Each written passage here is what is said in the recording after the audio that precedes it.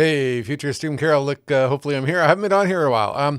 Listen, I'm seeing a lot of chatter on event planner groups and meeting planner groups and conference groups and groups that talk about the event and speaking industry and things like that. And what's pretty obvious is everybody's beginning to suffer from what I call aggressive indecision. And I think you need to think about this as we head into 2026, because there's a lot of really valuable lessons as to what's going on. Look, back in 2001, it was the height of the dot-com bust. We were headed into a pretty massive global recession. Tech companies were in the midst of a pullback. And I wrote this article for Canada's Globe and Mail that was all about what I was witnessing in my global Fortune 500 companies. I mean, I spend time with CEOs worldwide, helping to put in perspective the trends that define our future, what comes next, what we need to do about it. And what I was noticing back then was everybody was going into a state of indecision. They couldn't make decisions. They were avoiding decisions. The easiest thing to do was to not make decisions. So I wrote this article, Paralyzed by Indecision, Just Do It. And I coined this phrase, aggressive indecision. And I want you to look around right now and think about what is happening around you. Same darn thing is happening. Nobody knows what's going on. There's a heck of a lot of volatility. Everybody's wondering what's going to happen. Are we having a recession? Are we not having a recession? And people are doing the exact same thing. They're deferring decisions. They're not making decisions. They're deciding not to invest. They're taking a wait and see attitude. They're just going to wait things out. And this can be really dangerous, because if history has taught us anything, it's those folks who decide to keep moving forward despite uncertainty, volatility, all these signs that are out there right now. Those folks who decide to keep moving ahead are the ones who win in the long term. I ended up spending a heck of a lot of time on stages worldwide from 2001 to 2003, and again with the recession 2008 to 2010, talking about aggressive indecision, what we need to do about it, how we need to fight it, and why our choice not to participate in it truly would be a pathway to growth. So I'm going to do two things. I'm going to share a clip with you from an event around 2012 in New Orleans. I had about 3,000 people in the room, and I'm talking about aggressive indecision. I want you to watch this. It's a little more than a minute long. And then I'm going to come back and I'm going to talk about what you need to do about it. Ask yourself if you are indecisive about the future. If you are indecisive about the investments that you should be making.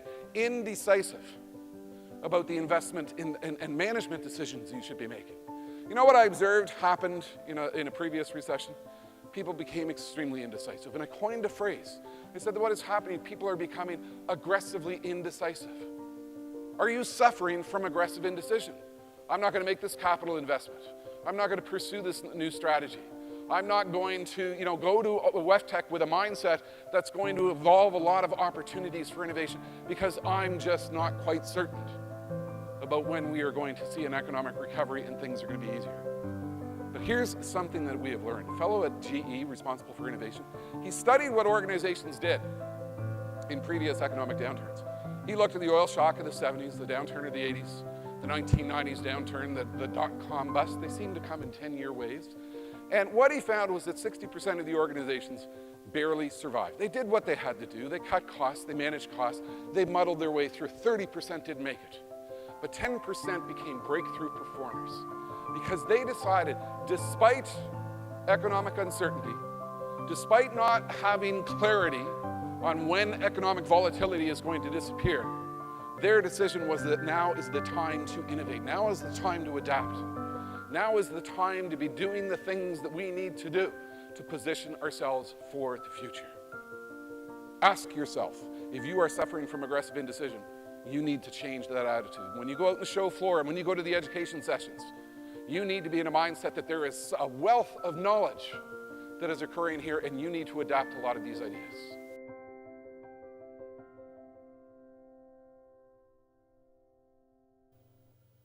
Look, you need to ask yourself if you're in a state of aggressive indecision. Are you suffering from it? Are you letting it cloud your view of the future, cloud your view of opportunity? Look, history taught us, you catch that moment in the clip, when they studied what organizations people did in previous economic periods of uncertainty, 60% just sort of muddled their way through. They came out the other side and they didn't do anything great. 30% disappeared. They didn't make it. They got bought out. They disappeared. They went bankrupt.